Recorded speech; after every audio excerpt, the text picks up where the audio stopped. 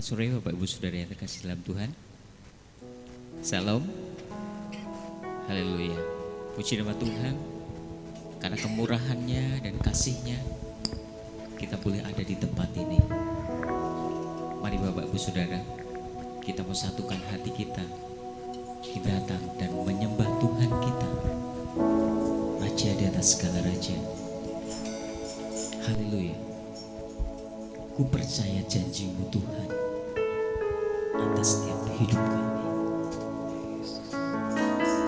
Haleluya.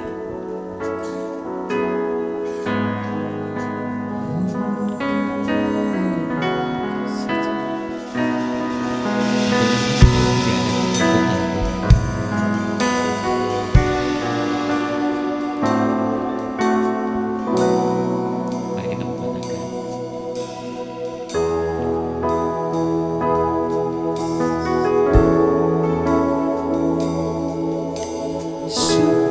besar setiamu,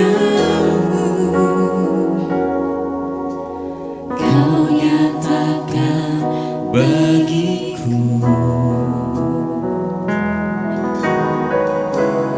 Kau Bapa yang selalu mengerti isi hatiku.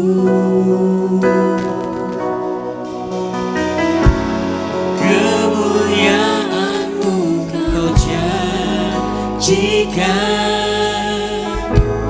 aku tetap percaya,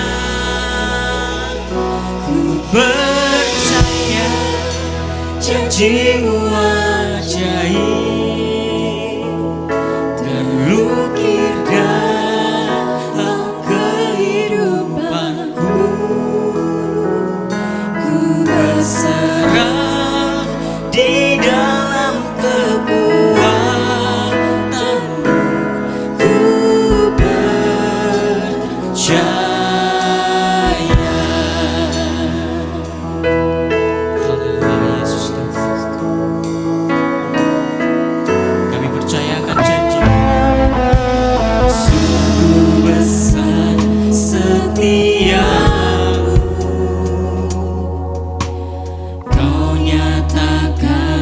bagiku. Kau Bapa yang selalu mengerti isi hatiku.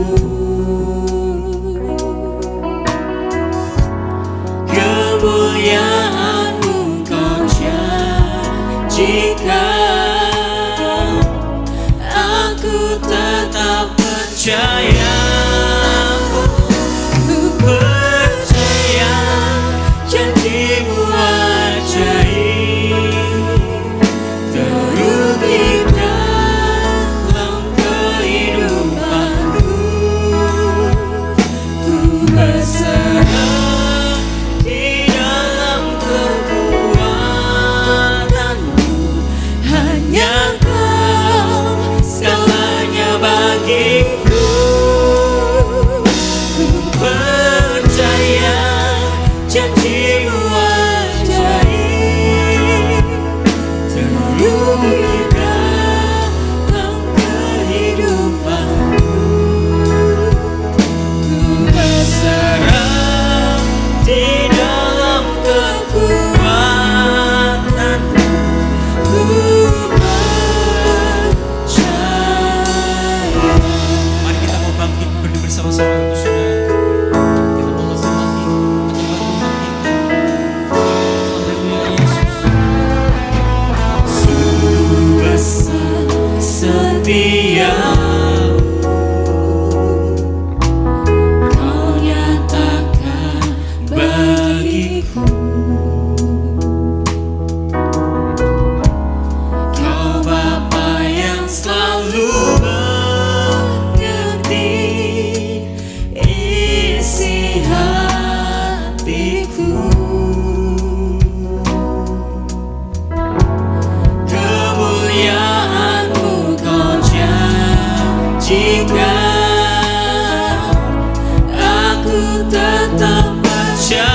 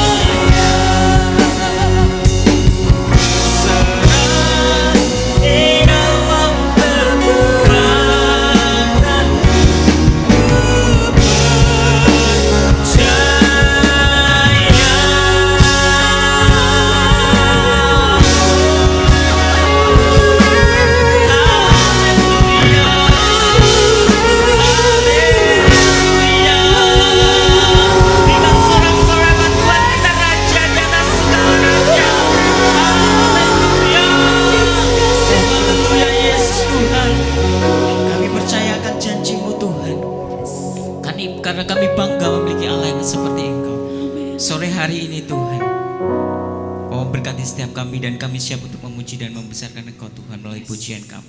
Hanya di dalam nama Tuhan Yesus kami sudah berdoa dan mengucap syukur. Haleluya. Amin. Silakan duduk kembali Bapak Saudara. Haleluya. Sungguh Tuhan kita adalah Tuhan yang dahsyat. Dia sudah menang atas maut Bapak Saudara. Karena dia sudah naik ke surga, membuktikan bahwa dia Allah yang hidup. Amin. Haleluya. Kita mau tinggikan nama Tuhan kita. Great is our God, yang terbesar. Haleluya.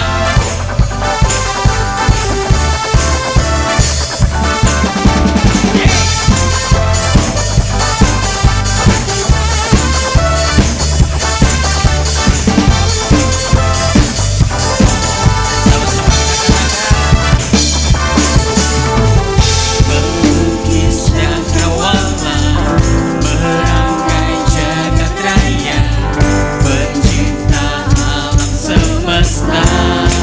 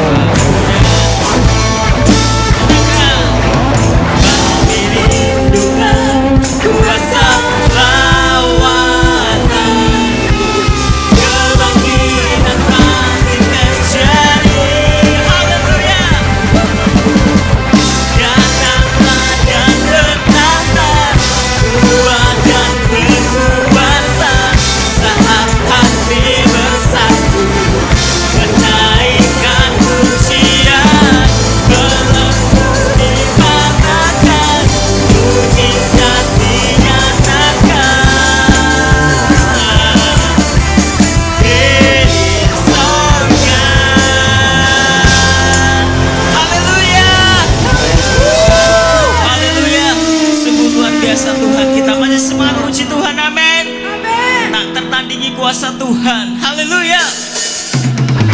Yeay.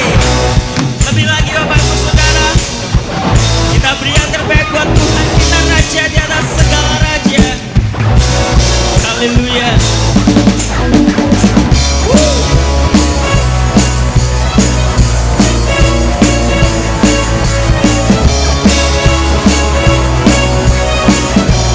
Sama-sama dengan iman kita katakan,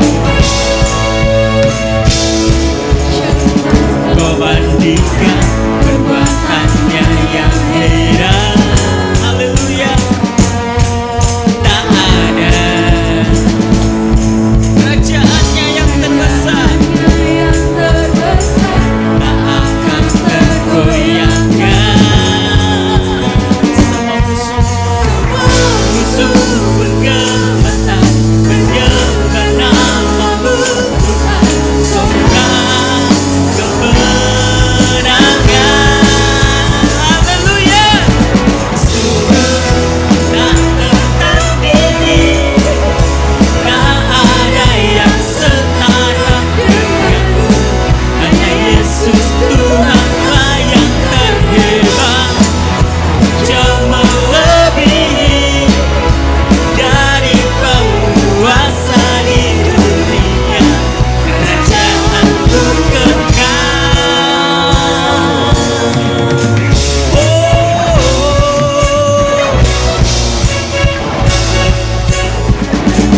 Pada siapa kau bandingkan perbuatannya yang heran? Katakan, tak ada.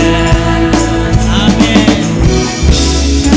Hanya yang terbesar, tak akan tergoyahkan.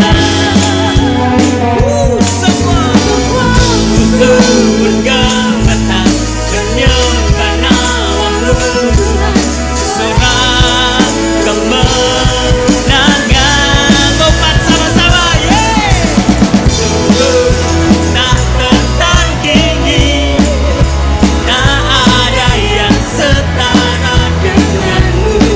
Hanya Yesus Tuhanlah yang terhebat, jauh melebihi dari penguasa di dunia. Kerajaan-Mu kekal. Yeay. Haleluya. Yesus Tuhan, kerajaan-Mu tiada duanya. Kau Allah yang berkuasa, Kau Allah yang dahsyat. Haleluya.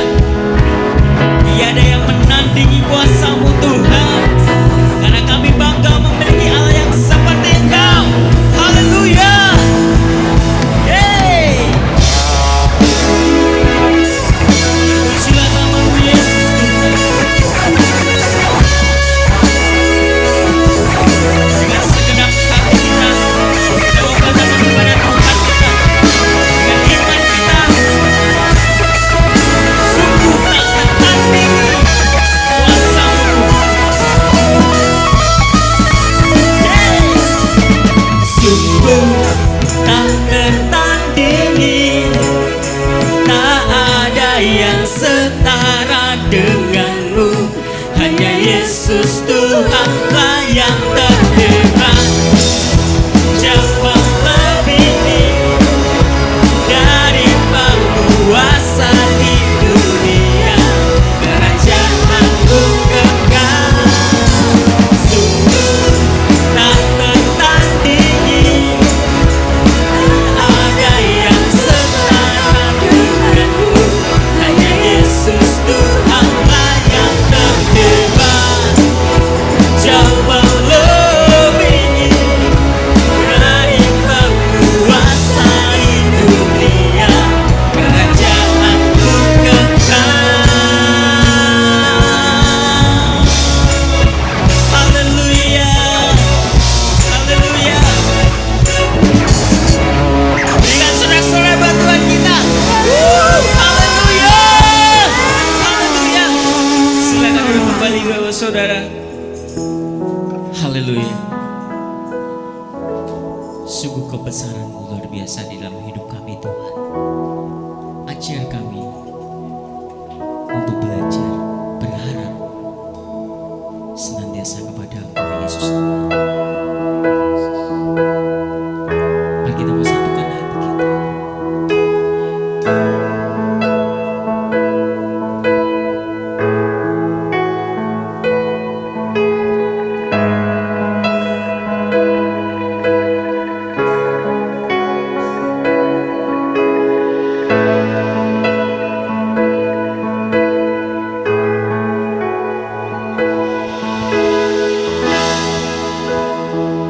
Ajarku berserah,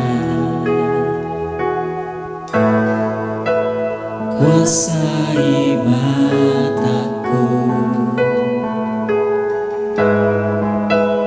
bahwa Kau besar menggenggam hidupku.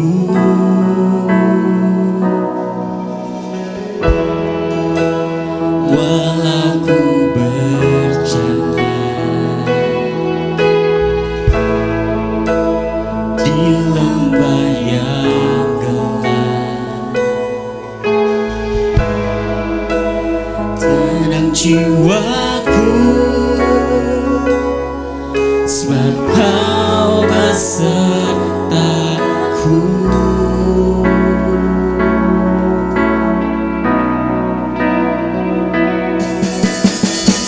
Selama ku hidup, apapun musimku, ku percaya kebesaran-Mu, kekuatanku di dalam-Mu. Ku serahkan hidupku, akui kuasa-Mu, ku serukan kebesaran-Mu, masa depanku terjaga di dalam-Mu. Haleluya Yesus. Sekali lagi kita katakan,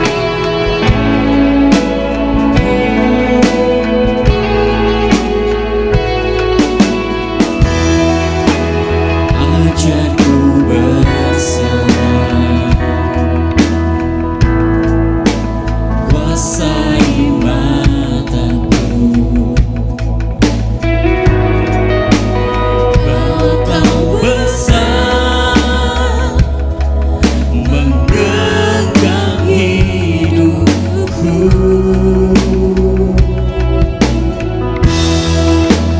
Walau ku berjalan di lembah yang gelap, tenang jiwaku, sebab Kau besertaku.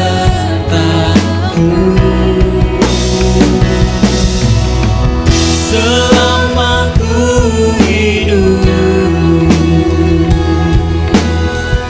apapun musimku, ku percaya kebesaran-Mu, kekuatanku di dalam-Mu. Ku serahkan hidupku, akui kuasa-Mu, ku serukan kebesaran-Mu, masa depanku terjaga di tangan-Mu. Haleluya. Kau yang berkuasa Tuhan di bumi dan di surga, Engkau yang berkuasa, surga bumi kan menyembah Yesus. Raja segalanya, Kau yang berdaulat, surga bumi kan menyembah Yesus, Raja selamanya. Kau yang berkuasa, surga bumi kan menyembah Yesus, Raja segalanya. Kau yang berdaulat, surga bumi kan menyembah Yesus, Raja selamanya.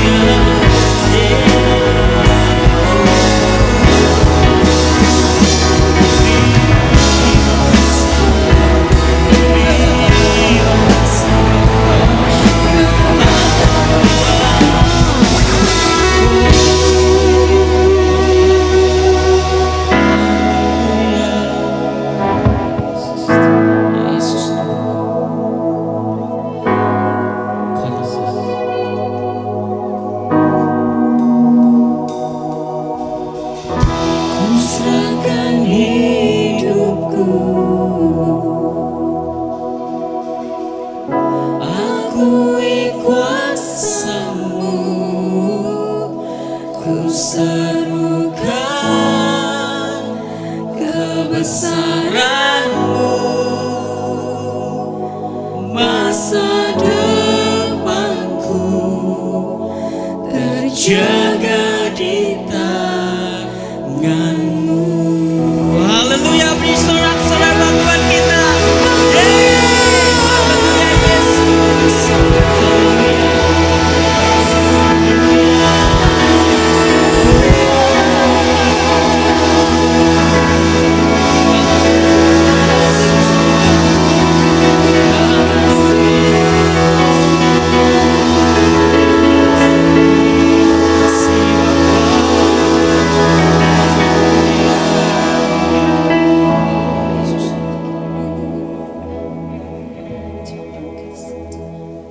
Mari kita berdoa.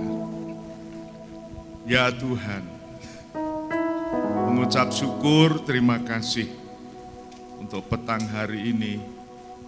Tuhan masih memberi kesempatan kami untuk menyembah dan memuliakan Tuhan lewat pujian kami. Hamba mengucap syukur malam hari ini. Engkau beri kami kesempatan untuk menikmati ibadah bersama-sama jemaat-Mu di tempat ini. Terima kasih Tuhan, Engkau memberi kesempatan hamba-Mu untuk dapat membagikan berkat firman-Mu yang berkuasa. Hamba-Mu hanya tanah liat, bejana yang kosong, tetapi firman-Mu hidup dan berkuasa. Haleluya, sebab itu teguhkan firman-Mu, urapi hamba-Mu, dan berkati seluruh jemaat-Mu. Bukakan akal pikiran untuk mengerti Alkitab, mengerti bahasa firman Tuhan. Sebaliknya hamba-Mu karuniakan hikmat untuk dapat menyampaikan dengan bahasa yang dapat dipahami oleh jemaat-Mu, supaya mereka mengerti firman Tuhan, supaya tidak ada roh jahat, roh najis, bagi burung-burung yang mencuri benih yang ditabur di pinggir jalan. Tuhan, terima kasih. Tutup bungkus kami semua dengan kuat kuasa darah-Mu, dari ujung rambut sampai ujung kaki kami. Dan roh jahat, roh pencuri, pembunuh yang coba untuk mengintervensi ibadah ini, kami ikat di dalam nama Yesus, dan dalam kuasa darah anak domba dihancurkan. Tuhan, terima kasih. Segala puji, hormat, kemuliaan hanya bagi Tuhan, di dalam nama Tuhan Yesus Kristus. Haleluya, amin. Silakan duduk. Saudara-saudara sekalian, selamat malam. Selamat bersekutu di dalam kasih Tuhan Yesus Kristus. Saya bersyukur, berterima kasih kepada Tuhan, dan terima kasih kepada Gembala Saudara Bapak Pendeta Jeffrey Kando yang mengundang saya, memberi kesempatan sore ini untuk menikmati persekutuan dengan jemaat yang dikasihi Tuhan di tempat ini. Sebelum saya menyampaikan firman, saya ingin bersaksi sedikit saja. Saudara, hari Minggu tadi saya berulang tahun 80. Ya bukan itu saya harapkan, tetapi saya mau bersaksi ini begini. Malamnya, Sabtu malam itu Bro Jeffrey telepon saya. Om, besok kebaktian itu jam berapa? Hari Kamis kebaktian jam berapa gitu ya. Saya bilang sore. Ini rencananya kebaktian kami sore jam 5. Lantas beliau katakan, apa Om bisa ya ke tempat saya? Wah, saya harus rubah. Ya, kebetulan besoknya Minggu itu kan saya minta izin sama jemaat, apa setuju kalau saya rubah pagi? Serentak setuju gitu ya. Saudara, sehingga sore hari ini oleh kemurahan Tuhan, harusnya kebaktian tempat gereja kami jam 5 hari ini. Tetapi tadi pagi kami rubah jam 7. Nah, kenapa nih saya katakan suatu kesaksian buat saya? Karena ini merupakan satu kemurahan Tuhan. Undangan Gembala Saudara menjadi tanda buat saya. Umur saya 80 tahun masih diberi kesempatan. Ya. Tolong saudara doakan supaya hari-hari berikutnya saya masih bisa melayani. Ya, puji Tuhan. Itu kesaksian saya. Tolong doakan ya saudara ya. Puji Tuhan, dan malam hari ini sesuai dengan tema yang diberikan atau tema GBT seluruhnya, yaitu Yesus akan datang kembali. Mari kita akan membaca firman Tuhan yang tercatat di dalam Kisah Rasul pasal 1 ayat 9 sampai 11. Dan saya minta izin sama gembala saudara tadi bahwa saya datang didampingi oleh istri dan ajudan saya. Yaitu anak saya Philip, yang anak saya paling ruju, kecil tapi yang paling gemuk, paling besar. Saya mau minta dia membacakan Alkitab karena terus terang mata saya ini sudah ya karena umur 80 juga kabur, sehingga minta maaf ya saudara, saya tidak bisa kenal muka saudara semua. Kalau ketemu di jalan tidak tahu gitu ya. Sebab itu kalau saudara lihat saya ya tegurlah, Om Sarpo ya gitu ya, supaya saya bisa tahu ya. Jadi untuk membaca Alkitab juga ya saya sering minta bantuan anak saya. Sebab itu saya minta dibacakan Kisah Rasul pasal 1 ayat 9 sampai 11. Sesudah ia mengatakan demikian, terangkatlah ia disaksikan oleh mereka dan awan menutupnya dari pandangan mereka. Ketika mereka sedang menatap ke langit waktu ia naik itu, tiba-tiba berdirilah dua orang yang berpakaian putih dekat mereka dan berkata kepada mereka, "Hai orang-orang Galilea, mengapakah kamu berdiri melihat ke langit? Yesus ini yang terangkat ke surga meninggalkan kamu, akan datang kembali dengan cara yang sama seperti kamu melihat dia naik ke surga." Yesus ini yang terangkat ke surga meninggalkan kamu akan kembali dengan cara yang sama seperti kamu lihat dia naik ke surga. Inilah berita waktu hari kenaikan Tuhan. Oleh dua orang dikatakan berpakaian putih, yang tentunya ini adalah utusan Tuhan, malaikat Tuhan. Nah, saat ini saudara mungkin tidak akan dapat melihat seperti itu. Tetapi dua orang ini bicara tentang peranan Roh Kudus dan firman yang memberi kita suatu nasihat, memberi kita penjelasan, memberikan kita pengertian. Nah, Yesus yang naik ke surga 2000 tahun yang lalu, yang hari ini kita rayakan, kita peringati, dikatakan akan kembali seperti yang kamu lihat. Berarti Tuhan akan datang secara fisik, secara dilihat mata dengan mata wadak ini, ya, saudara. Itu akan menjadi kenyataan, dan inilah pengharapan kita. Sebab itu pada sore hari ini saya akan menyampaikan dua hal yang penting di dalam kaitannya dengan kenaikan Tuhan. Pertama, saudaraku, kita akan membaca dalam Injil Lukas pasal 24 ayat 50 sampai 53. Lukas 24 ayat 50 sampai 53. Lalu Yesus membawa mereka keluar kota sampai dekat Betania. Ya, Yesus membawa murid-muridnya keluar kota, bukan di kota Yerusalem, keluar kota, dekat kota Betania. Ya, kita tahu kota Betania ini kota yang sangat sering disebut dalam Alkitab. Tuhan sering ke kota itu, dan di situ ada keluarga bersaudara Lazarus, Maria, dan Marta. Tuhan sering ke sana. Dan saudaraku, Betania itu artinya rumah persinggahan. Nah, tidak di dalam kota, tapi Tuhan keluar. Tolong diulangi, baca. Lalu Yesus membawa mereka keluar kota sampai dekat Betania.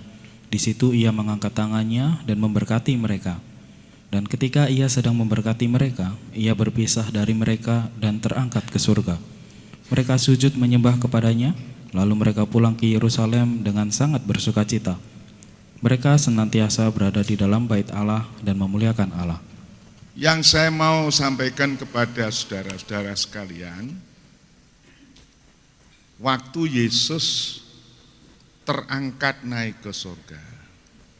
Sebelumnya Tuhan berpesan kepada murid-muridnya, kamu jangan tinggalkan Yerusalem ya, tunggu sampai engkau diperlengkapi dengan kuat kuasa dari Maha Tinggi. Yang dimaksudlah Roh Kudus. Setelah begitu maka dikatakan dia mengangkat kedua tangannya, memberkati, dikatakan situ, memberkati. Sementara ia memberkati, dia terangkat naik ke surga. Ya. Nah, yang saya ingin beritahu sama saudara, inilah sikap yang perlu kita pahami. Mengangkat kedua tangan, memberkati, itu menurut Alkitab, itu adalah sikap imam besar yang memberkati jemaat. Dalam hal ini orang Israel. Imam besar Harun, menurut pengajaran di tabernakel ya begitu ya. Imam besar Harun itu setahun sekali mengadakan korban pendamaian, korban grafirat untuk pengampunan umat Tuhan. Dan itu mempersembahkan lembu jantan, domba jantan untuk dirinya sendiri dan untuk seluruh umat. Dan itu dibuat di luar tabernakel. Dalam Alkitab dikatakan di luar kebun anggur Yesus dilempar. Saudara, dan dengan darah lembu jantan itu, darah itu dibawa oleh imam besar masuk lewat pintu gerbang, halaman, pintu kemah, ruang kudus, masuk ke ruang Maha Kudus. Di ruang Maha Kudus itu ada peti perjanjian, dan disitulah imam besar itu memercikkan darah itu 7 kali di depan peti perjanjian, 7 kali di atas tutup pendamaian. Alkitab mencatat, kalau persembahan itu berkenan, maka imam besar itu bisa keluar dari ruang Maha Kudus, maksudnya tidak mati. Sebab itu di ujung jubah, ujung gamis dari imam besar Harun, itu ada bunyi kelintingan atau bel, ya, emas dan buah delima. Kalau imam besar keluar, itu bunyi, jalannya itu kelintingan itu bunyi. Tandanya imam itu hidup. Nah, waktu imam sudah sampai di luar, kepada jemaat dia akan memberkati. Hal itu juga tertulis dalam Injil Lukas, waktu Imam Sakaria habis berdoa minta dapat penglihatan, dia juga keluar memberkati umatnya. Cuma waktu itu Imam Sakaria bisu. Tetapi Imam Harun ini dengan mengangkat kedua tangannya, dia memberkati, dosamu sudah diampuni. Dan itu diimani oleh orang Yahudi. Percikan darah itu berkuasa untuk mengadakan. Apa sebabnya saya menceritakan ini? Itu berkaitan dengan Tuhan Yesus Kristus. Waktu dia mengangkat kedua tangan memberkati, itu dia sudah selesai dengan tugasnya. Untuk apa? Untuk mempersembahkan korban. Bukan lembu jantan, domba jantan, tetapi mempersembahkan tubuhnya sendiri. Amin. Tubuhnya sendiri. Dan setelah mempersembahkan tubuhnya sendiri, dia terangkat naik ke surga. Duduk di sebelah kanan Allah. Untuk itu, saudara, kita akan membaca sejenak, kita akan membaca surat Ibrani pasal 1, Ibrani pasal 1, ayat 1 sampai 3. Ibrani, tolong bacanya jangan terlalu cepat kayak kereta gaya baru ya. Pelan-pelan gitu ya, supaya ya. Dan terus terang gaya saya juga begini ini saudara. Enggak cepat semangat kayak 45 begitu ya, tapi Mudah-mudahan saudara bisa memahami firman Tuhan. Silakan dibaca Ibrani 1 ayat 3. Ayat 1 sampai 3. Setelah pada zaman dahulu Allah berulang kali dan dalam pelbagai cara berbicara kepada nenek moyang kita dengan perantaraan nabi-nabi, maka pada zaman akhir ini Ia telah berbicara kepada kita dengan perantaraan anaknya yang telah Ia tetapkan sebagai yang berhak menerima segala yang ada.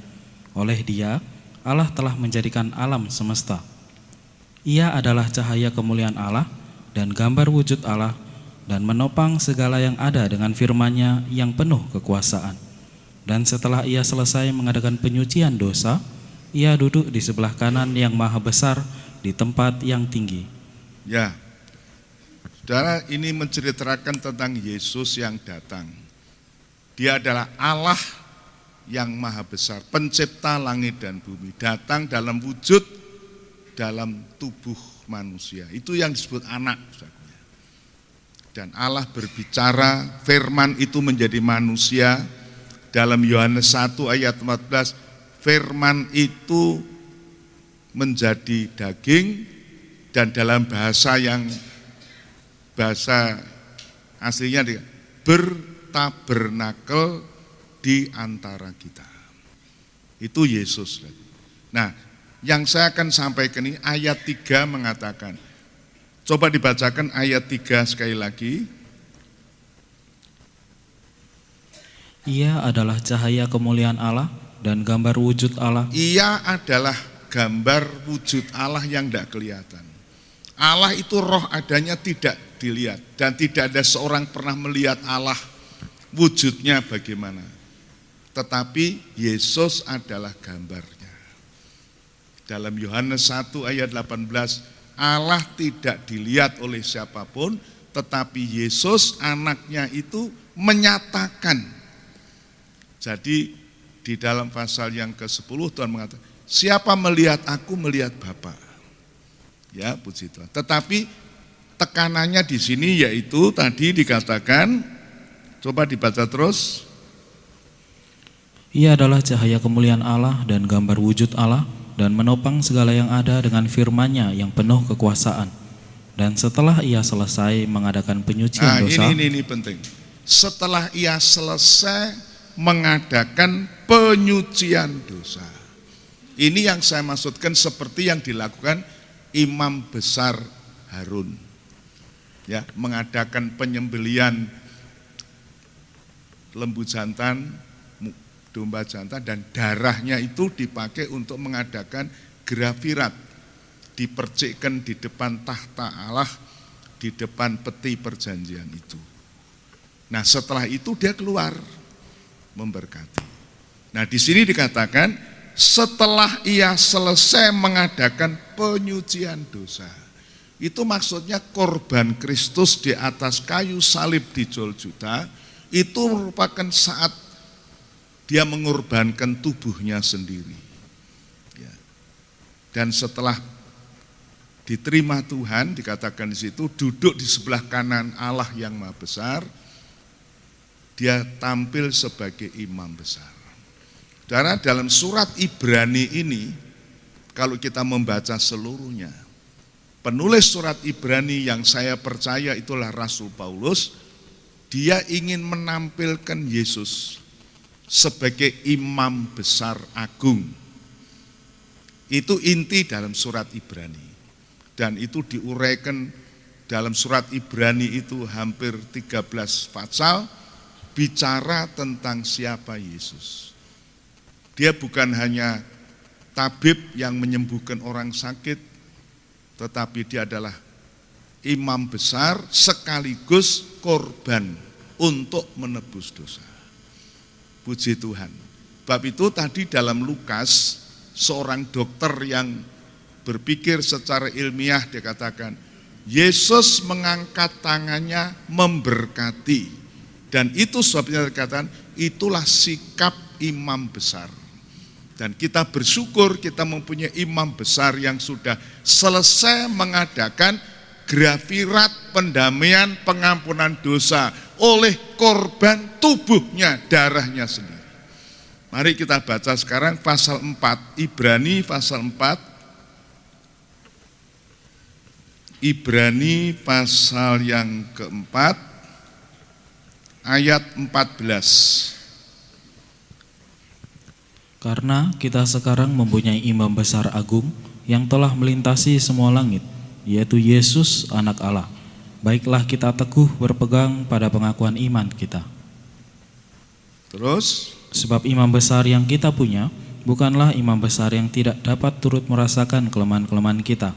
Sebaliknya, sama dengan kita, ia telah dicobai, hanya tidak berbuat dosa. Sebab itu marilah kita dengan penuh keberanian menghampiri tahta kasih karunia, supaya kita menerima rahmat dan menemukan kasih karunia untuk mendapat pertolongan kita pada waktunya. oh puji Tuhan. Sekarang ini kita mempunyai imam besar agung. Kalau orang Israel mempunyai imam besar Harun, Harun bisa mati, kemudian diganti anaknya Eliezer, diganti seterusnya anak cucunya. Tetapi dalam surat Ibrani disebutkan bahwa Yesus Kristus itu imam besar yang tidak berubah, tidak akan diganti oleh siapapun. Itu sesuai dengan silsilah peraturan imam maha tinggi, yaitu Imam Melkisedek. Saudara, dia telah melintasi semua langit. Tadi pagi saya katakan pada jemaat di Wonodri, dikatakan bahwa Yesus itu melintasi semua langit. Kalau imam besar itu melintasi halaman, ruangan kudus, masuk ruang maha kudus. Itu bayangan, itu lambang gambar. Tetapi Yesus itu melintasi tempat kudus yang sejati. Mari kita baca pasal 8 ayat 1 dan 2. Ibrani. Surat Ibrani ini bicara tentang Yesus dalam peranannya sebagai imam besar agung. Luar biasa.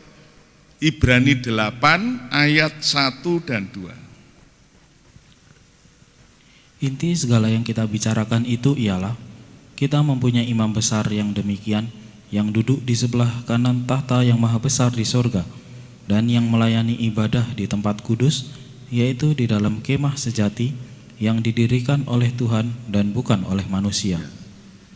Jadi inti dari yang dibicarakan, maksudnya itu inti dari semua yang ditulis dalam surat Ibrani khususnya, dan dalam Alkitab secara seluruh, itu intinya kita itu sekarang punya imam besar agung, yaitu Yesus. Dia melayani di rumah Allah, bukan rumah Allah buatan manusia seperti hari atau tabernakel yang dibangun pada zaman Musa, tetapi dibilang kemah yang sejati, yang bukan dibuat manusia tapi Allah. Apa itu? Alam semesta. Alam semesta. Sebab itu dikatakan Yesus imam besar agung kita melintasi semua langit. Ya. Orang Jawa punya istilah, di atas langit masih ada langit. Ya. Dan dalam, ya maafkan ya mungkin ini menyinggung ilmu pengetahuan bumi alam. Alam kita ini mempunyai langit yang berlapis. Ada atmosfer, ada stratosfer, ada ionosfer. Yang kita dapat menghirup udara ini atmosfer, ada oksigen. Tetapi di stratosfer itu tidak ada oksigen. Kalau tidak membawa tabung oksigen, orang bisa mati. Tembus lagi di luar angkasa, sama sekali tidak ada udara, hampa udara, dan orang di sana bisa melayang seperti Aldrin, Neil Armstrong yang waktu ke bulan bisa jalan-jalan. Kalau orang sana tidak bisa pulang ke bumi, tetapi Yesus sudah melintasi ini ke surga yang benar. Dan tadi dalam Ibrani 1 ayat 3 dia duduk di sebelah kanan Allah. Untuk apa? Untuk menjadi pembela bagi kita. Amin. Itu Roma 8 ayat 37. Dia sudah mati, bangkit, dan duduk di sebelah kanan Allah menjadi imam. Bab itu dalam Ibrani pasal 4 ayat yang ke-16. Mari kita menghampiri dia. Karena dia imam besar yang turut merasa kelemahan kita. Dan ini penghiburan untuk saya dan saudara. Saya tidak tahu saudara, saya baru mungkin kedua kalinya kah atau ketiga kali saya khotbah di sini.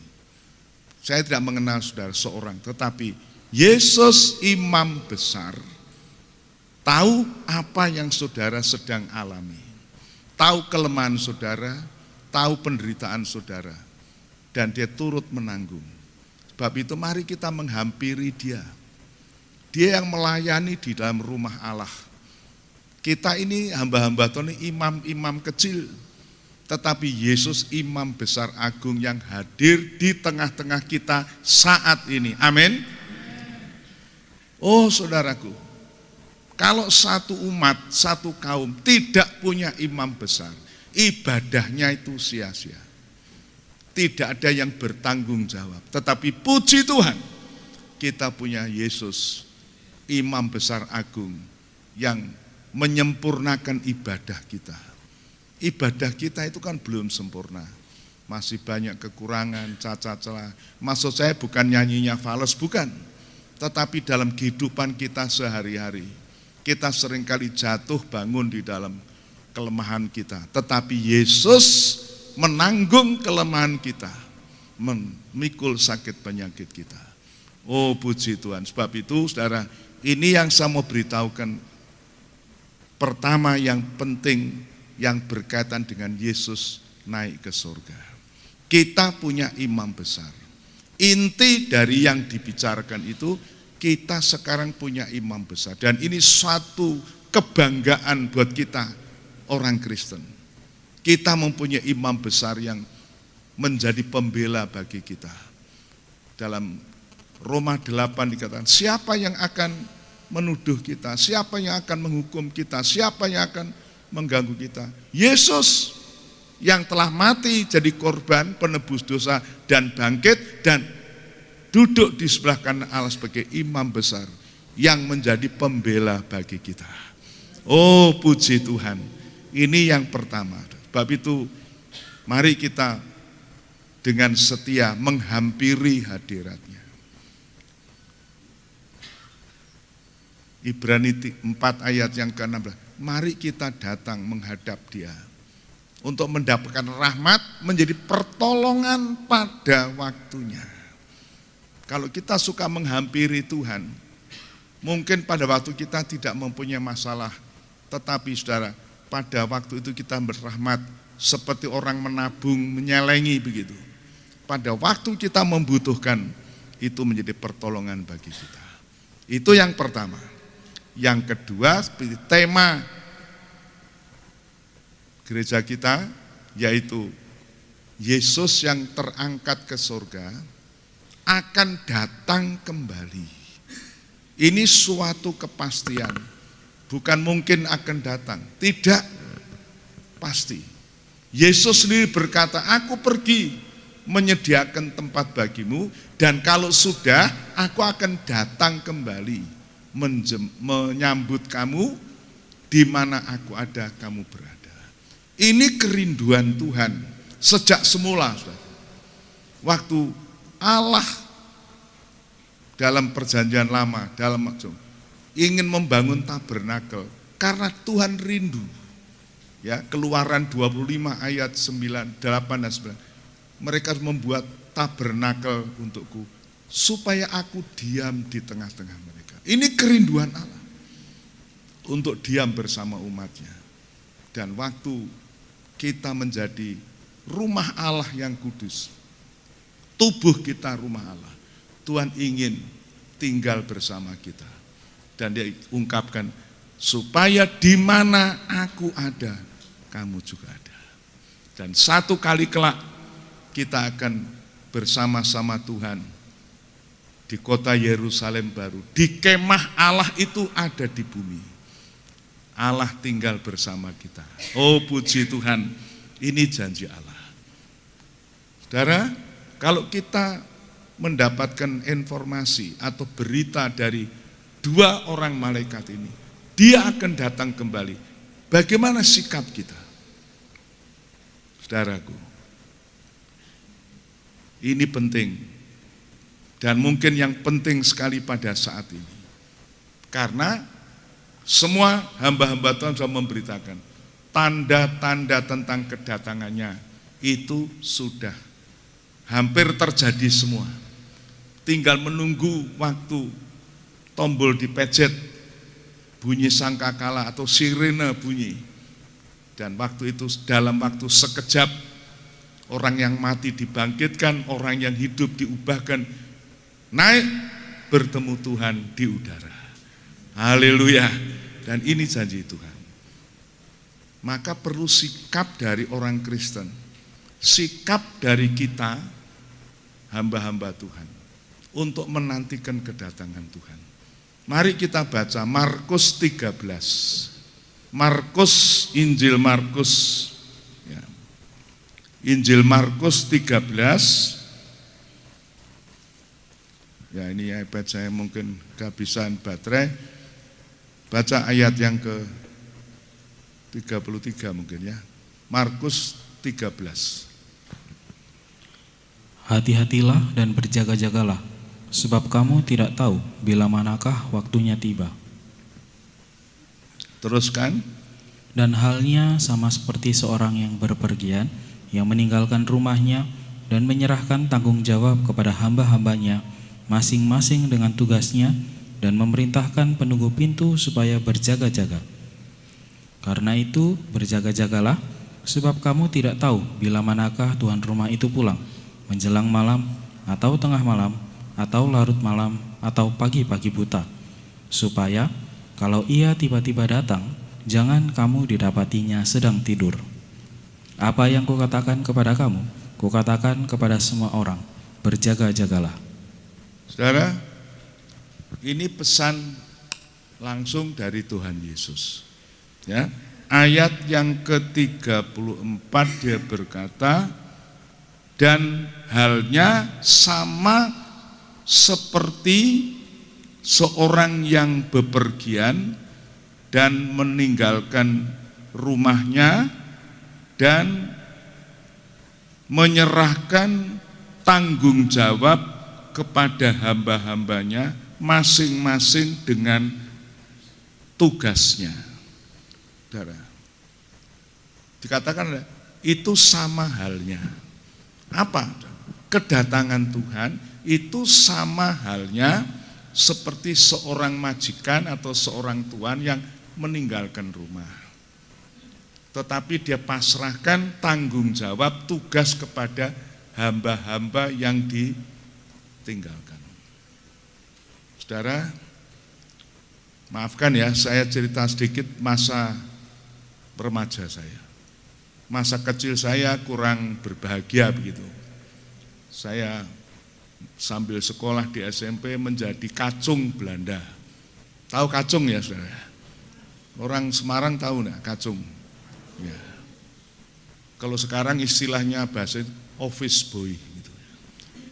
Pesuruh lah begitu, tapi kan mentereng udah office boy gitu.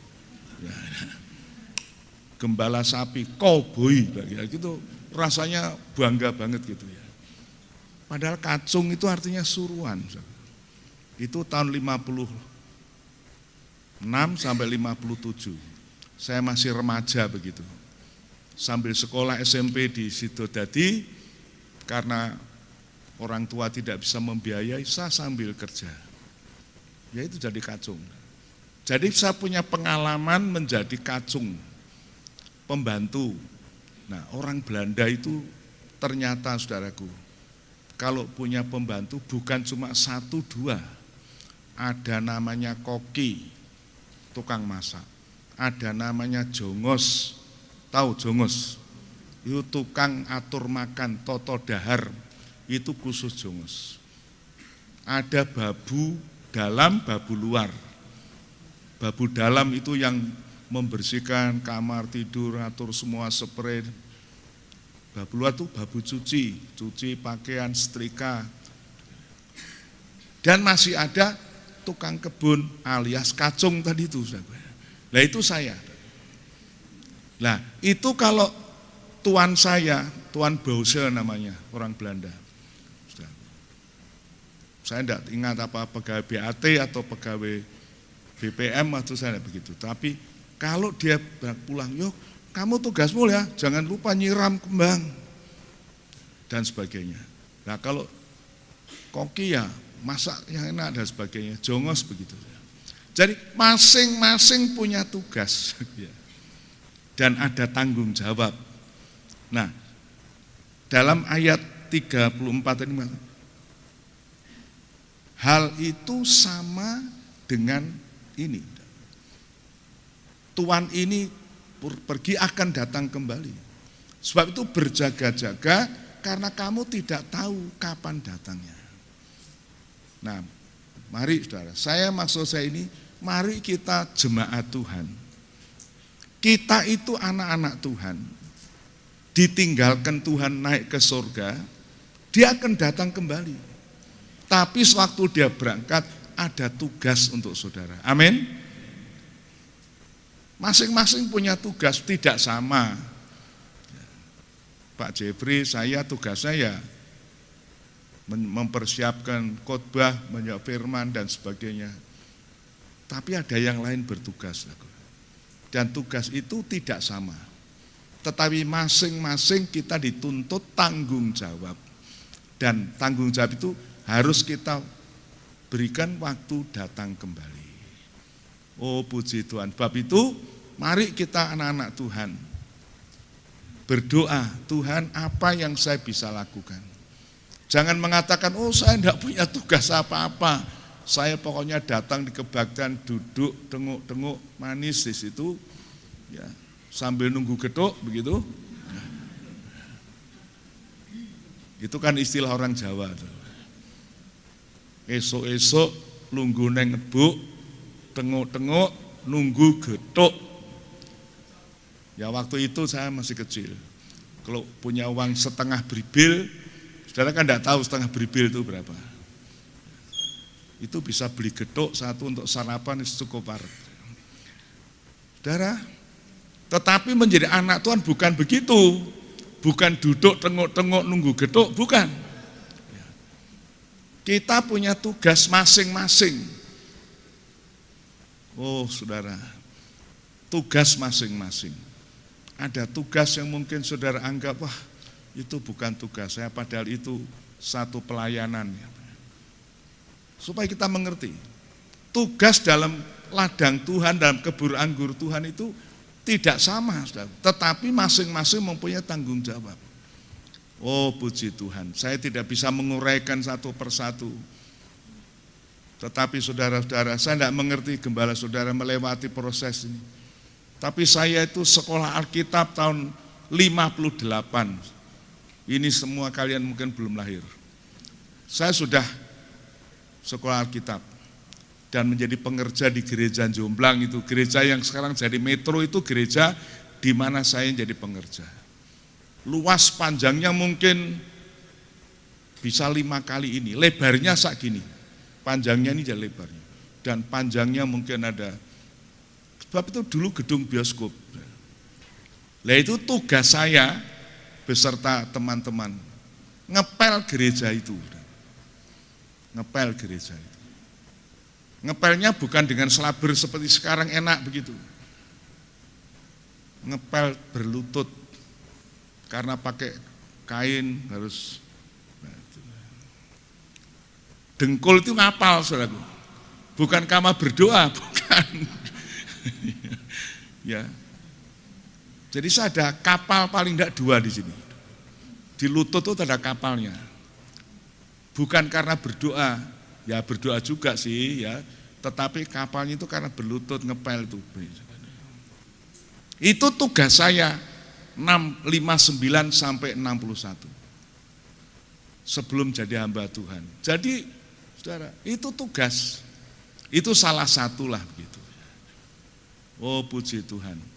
Saya punya tante itu, ibu gembala itu orang barat, namanya Tante Pardu. Setelah habis ngepel, semua sudah selesai, beliau kontrol.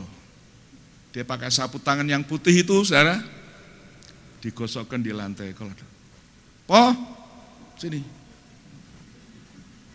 Ini lantainya belum bersih. Lantainya bukan lantai keramik seperti sekarang. Enak nih ngepel ini, saudara. Lantainya jubin yang semen itu. Kalau ngepel salah-salah bisa gelundung gitu loh, gulung. Berat saudaraku. Itu waktu itu saudaraku. Terpaksa ulangi lagi. Tapi itu namanya tugas.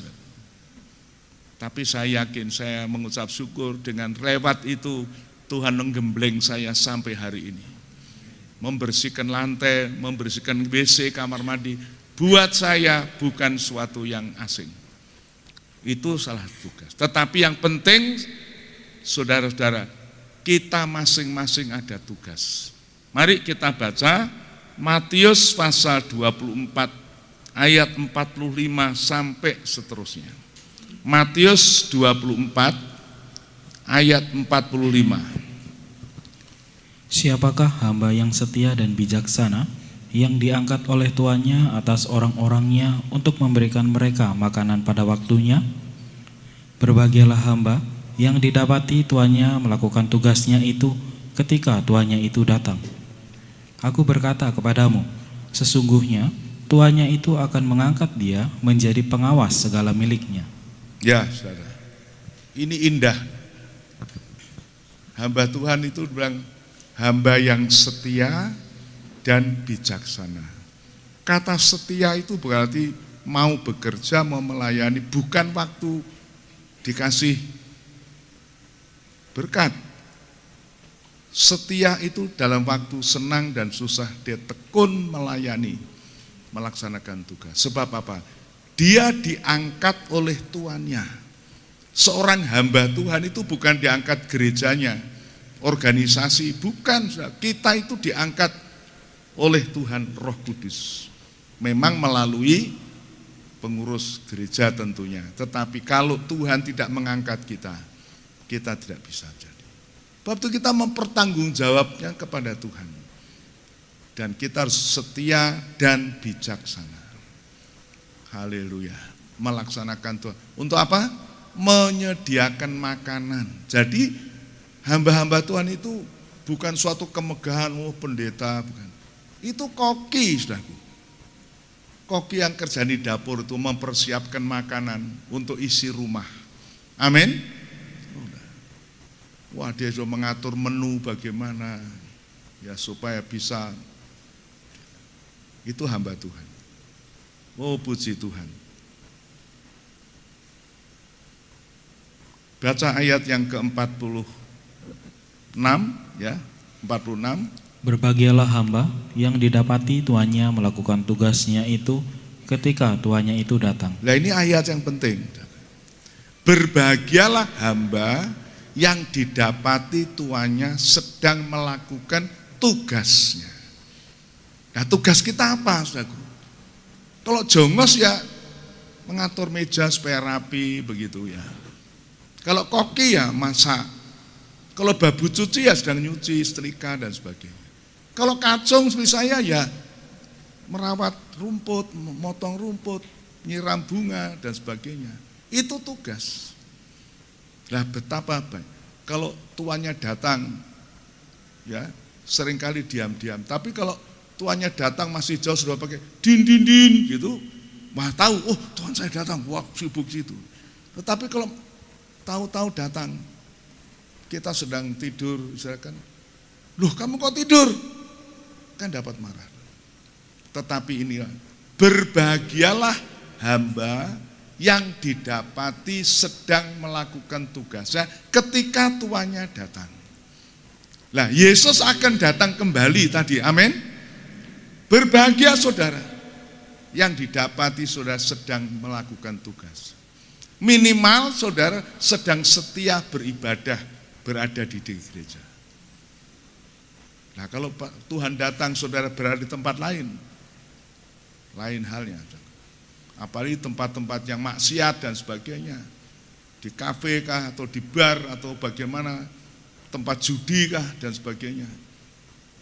Yesus datang saudara, ketinggalan saudara. Amin. Bab itu mari kita setia bijaksana. Dalam Titus 1 dikatakan orang bijaksana itu setia beribadah di dunia yang sekarang ini. Mari kita baca ayat yang ke-47 dan berikutnya. Ayat 47. Aku berkata kepadamu, Ayat 46. berbahagialah hamba yang didapati tuannya melakukan tugasnya itu ketika tuannya itu datang. Aku berkata kepadamu, sesungguhnya tuannya itu akan mengangkat dia menjadi pengawas segala miliknya. Akan tetapi apabila hamba itu jahat dan berkata di dalam hatinya, tuanku tidak datang-datang, lalu ia mulai memukul hamba-hamba lain dan makan minum bersama-sama pemabuk-pemabuk, maka tuan hamba itu akan datang pada hari yang tidak disangkakannya dan pada saat yang tidak diketahuinya, dan akan membunuh dia dan membuat dia senasib dengan orang-orang munafik. Di sanalah akan terdapat ratapan dan kertakan gigi. Saudara, jadi ada paradoksi ya. Ada kosok balen di sini. Ada hamba yang setia dan bijaksana yang melakukan tugasnya dengan setia. Dan waktu tuannya datang dia sedang melaksanakan tugasnya. Tapi ada hamba yang jahat dikatakan sini. Kalau dalam Matius 25 itu jahat dan malas. Jahat, malas. Apa jahatnya? Dia berkata dalam hati. Dalam hati loh saudara. Ini jerone hati sapa sing ngerti saudara. Titik Sandora dan Muksin berkata, belahan dadaku. Untuk tahu hatinya, apa bisa? Tidak tahu. Yang tahu Anda sendiri. Amin. Nah kalau sudah berkata dalam hati, apa ada orang tahu? Tidak ada. Berkata dalam hati, oh Tuhan belum mau datang. Lantas sikapnya apa? Mabuk-mabuk, memukul hamba lain, menyalahkan hamba lain. Saya tidak ngomong berlebihan. Sekarang banyak hamba-hamba ya, yang memukul temannya dengan kata-kata. Baca aja di medsos. Wah, ada yang mencaci maki temannya, ada yang menjelek-jelekkan temannya. Kenapa, saudaraku? Padahal dia memberitakan firman. Tetapi ini dikatakan, dalam hatinya, oh Tuhan masih belum datang, masih lama, masih bisa menyalahkan. Hati-hati, saudara. Yang seperti ini, Tuhan mengatakan, waktu tuannya datang dalam waktu yang tidak disangka-sangka, akan melemparkan dia ke tempat yang gelap. Di sana ada tangisan kertak gigi. Ini bukan masuk neraka, belum saudaraku. Masih di dunia ini sudah bisa mengalami tangisan kertak gigi. Artinya apa? Penderitaan. Oh, saudara-saudara. Sebab itu tadi saya katakan, kalau Tuhan Yesus yang terangkat akan datang kembali, apakah dia mendapati kamu dalam keadaan berada di dalam tugas pelayanan, setia beribadah, setia melayani itu? Atau saudara mempunyai, oh Tuhan belum mau datang, mungkin masih bulan depan, masih tahun depan, masih ada waktu untuk berfoya-foya atau bersenang-senang. Kalau hanya piknik mana-mana masih tidak apa-apa. Tetapi kalau berbuat sesuatu yang menyakitkan hati Tuhan, Tuhan datang, dilemparkan ke tempat yang gelap. Oh saudara-saudara, itu menggenapi Matius 7 ayat 22 mengatakan, tidak semua orang yang menyeru Tuhan, Tuhan akan masuk surga. Nanti pada waktu itu banyak orang, aku sudah berdoa untuk orang sakit dalam nama Tuhan. Aku sudah mengusir setan dalam nama Tuhan. Tetapi apa jawab Tuhan? Sudah apa semua ya? Apa jawab Tuhan? Aku tidak kenal kamu. Nah itu ini hamba-hamba yang tidak percaya kedatangan Tuhan. Sebab itu kalau ada pesan dari roh dan firman, dua utusan ini, Yesus akan datang. Mari kita berhati-hati, berjaga-jaga, melaksanakan tugas kita. Jangan sampai kita berpikir, oh Tuhan masih belum datang, masih ada kesempatan. Oh saudara-saudara, ini Matius 24 ayat 45 dan seterusnya. Kalau saya baca langsung, sambung pasal 25, ada perumpamaan kedua. Hal itu sama. Sama, coba kita baca ya. Matius 25 ayat yang ke-1 saja kita baca. Pada waktu itu, hal kerajaan surga seumpama 10 gadis yang mengambil pelitanya dan pergi menyongsong mempelai laki-laki. Hal itu sama halnya. Kalau sama halnya itu artinya perumpamaan-perumpamaannya diarah tujukan kepada tentang kedatangan Tuhan. Nah, ini kan cerita tentang 10 anak darah. 5 yang bijaksana, 5 yang bodoh. Dan kita sudah tahu semua lah itu jemaat Tuhan. Amin. Semua menantikan kedatangan Tuhan, tahu. Tetapi persiapannya yang berbeda. 5 yang bijaksana ini ada pelita, ada minyak, ya, ada persediaan, tetapi 5 yang bodoh ini hanya bawa pelita saja. Mungkin ada minyaknya, tapi sementara menantikan minyaknya habis. Dan kita membaca cerita itu. Waktu mempelai datang, kapan? Tengah malam. Tadi Markus saya tidak sempat singgung. Kan firman, mungkin menjelang malam, mungkin tengah malam, mungkin larut malam, mungkin fajar pagi. Tapi ini dalam Matius pasal 25 ini tengah malam, pada saat gelapnya, puncak kegelapan, ada suara seruan, mempelai datang, songsonglah dia. Wah, 10 anak darah ini bangkit dari semuanya tidur, semuanya mengantuk. Baik yang punya pelita, punya minyak, mengantuk juga. Nah, gereja Tuhan pada masa ini juga banyak yang mengantuk. Artinya santai-santai begitu. Tetapi seruan ini membangkitkan mereka. Tapi anak darah yang bijaksana ini ada minyak. Dia pelitanya menyala dan bisa masuk dalam perjamuan. Tetapi yang tidak ini kan kehabisan minyak. Dalam cerita itu, tolong berikan saya. Yang bicara, oh tidak bisa, tidak cukup untuk saya dan kamu. Akhirnya yang bodoh ini kan mencari, membeli. Mungkin dapat, tetapi sementara dia berangkat, mempelai datang. Dia mengetuk pintu, Tuhan bukakan kami pintu. Jawaban bagaimana? Aku tidak mengenal kamu. Sebab itu berjaga-jaga. Saudara, oh puji Tuhan.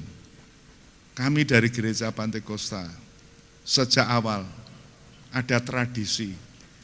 Hari kenaikan itu diikuti dengan puasa doa, minta kepenuhan Roh Kudus. Begitu ya. Walaupun ada beberapa gereja yang sudah tidak melaksanakan, dianggap itu tradisional saja gitu ya. Tetapi itu maksudnya Tuhan mengatakan, kamu jangan tinggalkan Yerusalem, tunggu sampai kamu diperlengkapi janji Bapa, kuasa dari Maha Tinggi. Roh Kudus itu merupakan kuasa untuk kita menantikan kedatangan Tuhan. Seperti anak darah yang bijaksana ini. Sebab itu saudaraku, di samping saudara melayani, bekerja, setia, kita harus mohon Roh Kudus menolong kita. Kalau tidak, kita tidak tahan. Oh puji Tuhan saudaraku.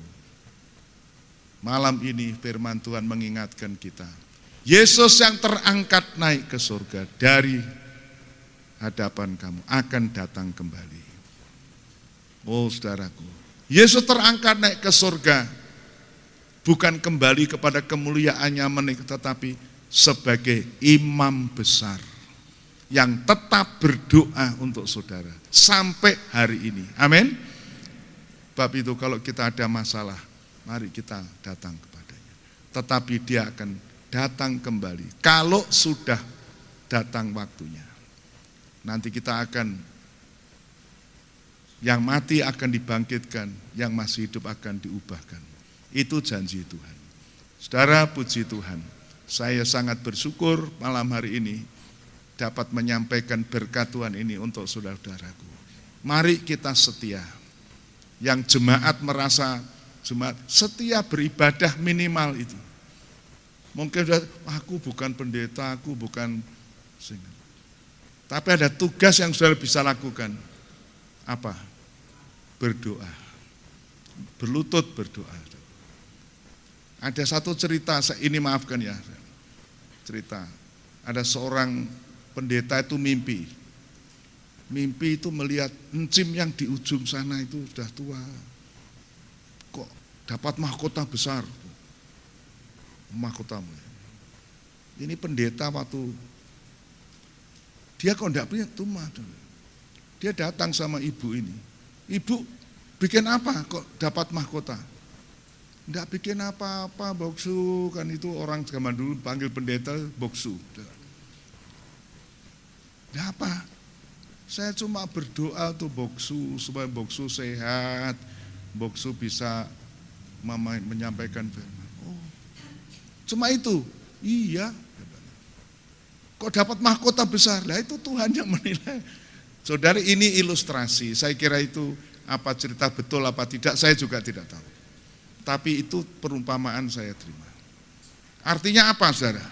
Mungkin saudara merasa tidak punya tugas di gereja yang anggap, tetapi saudara berlutut berdoa, mendoakan gembala saudara, mendoakan hamba-hamba Tuhan.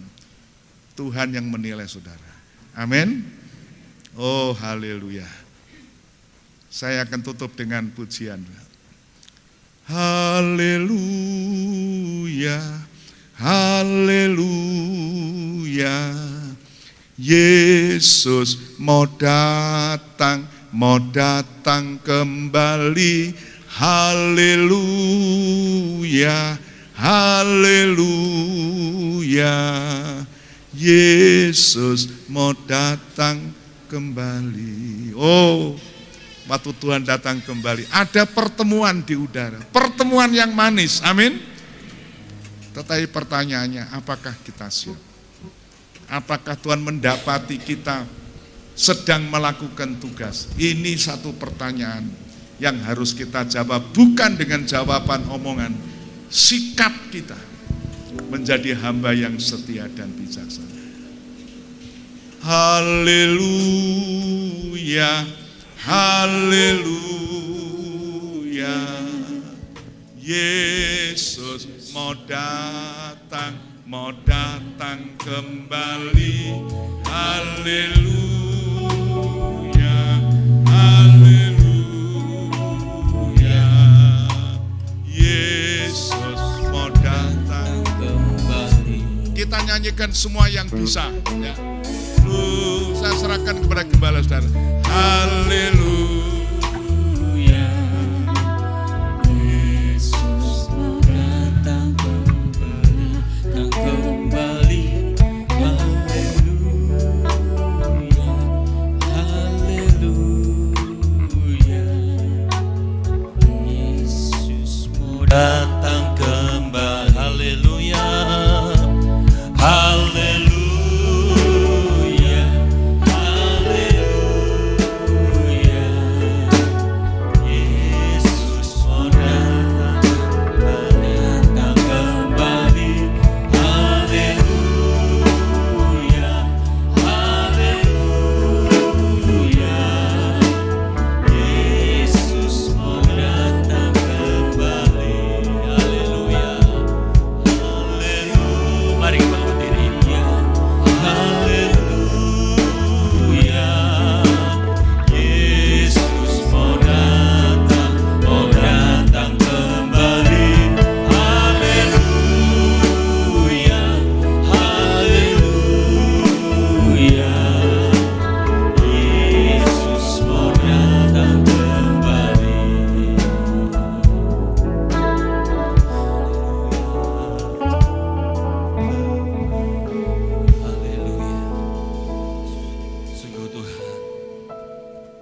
hari ini kami boleh diingatkan kembali.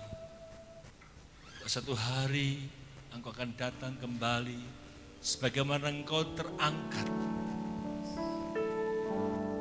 Dan kami mau menyadari Tuhan betapa kami membutuhkan Engkau. Menghadapi hari-hari di mana kami harus bertahan di masa-masa ini Tuhan. Kami tahu kami punya tugas. Kami masing-masing punya tugas yang Kau berikan bagi kami. Sebagai pelayan Tuhan, sebagai anak-anak Tuhan, biar berjaga-jaga. Karena masa dan waktunya itu kami nggak tahu Tuhan. Bahwa hidup ini sangat singkat, amat singkat. Di suatu malam hari ini, biarlah firman-Mu boleh menguatkan, mengingatkan bahwa kami adalah pribadi-pribadi yang membutuhkan Engkau. Beri kami kekuatan, beri kami anak-anak-Mu Tuhan, hati yang rindu untuk senantiasa memiliki sikap hati yang setia. Setia. Setia. Sehingga satu hari nanti ketika Engkau datang, Engkau berkata, "Sabaslah, Engkau hamba-Hambaku yang setia."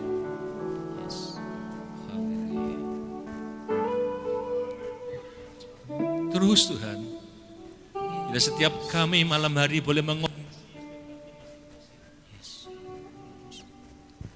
lihat setiap hati kita. Kalau masih ada hal yang belum beres, yang belum selesai dengan Tuhan, mari Engkau beracara pribadi dengan Tuhan malam hari ini. Sehingga saatnya ketika datang ke dunia ini, kita semua menjadi orang-orang semua sudah siap. Mari lihat hati kita masing-masing malam hari ini.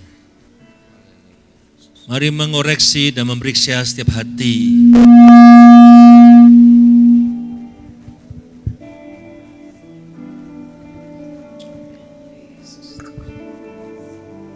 Karena tidak kebetulan setiap kebenaran firman-Mu dinyatakan. Bila kami punya sikap hati yang benar, Tuhan lihat setiap hati kami, dan Tuhan akan memulihkan. Terima kasih Tuhan. Kami percaya Engkau ada di tempat ini. Engkau ada di hadapan kami. Mengoreksi setiap hati kami Tuhan. Terima kasih Bapa. Terima kasih Roh Kudus. Dan teruslah bekerjalah di tengah-tengah kami. Dan kami semua malam hari ini boleh benar-benar mengoreksi hidup kami. Dan kami mengambil keputusan, mengambil sikap yang benar. Sehingga malam ini boleh bukan menjadi ibadah yang sia-sia, tapi kami boleh mendapatkan berkat dan kami dipulihkan, dikuatkan, dan kembali kami boleh disegarkan. Terima kasih Tuhan, memberkati hamba-Mu, Om Sarpo yang sudah melayani kami Tuhan. Berikan kesehatan, berikan kekuatan baru senantiasa, sehingga Om Sarpo boleh tetap membawa dan menjadi berkat dimanapun dia berada. Di dalam nama Tuhan Yesus, segala hormat kemuliaan hanya bagi Engkau. Sama-sama kita yang diberkati Tuhan, katakan amin.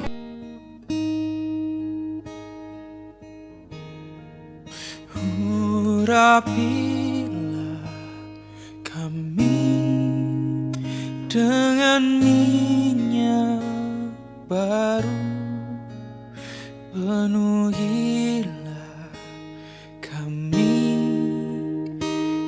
dengan hadirat-Mu. Kami rindu Tuhan melihat kuasa-Mu dicurahkan di tempat ini.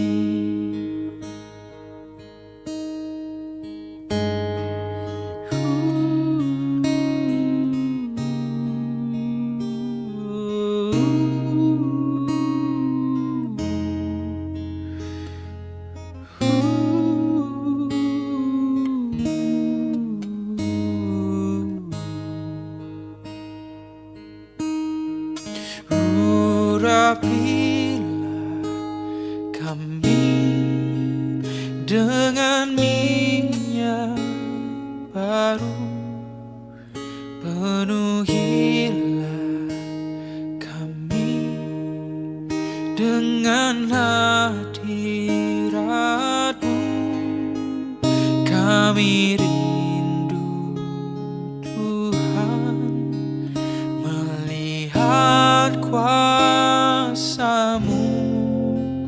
dicurahkan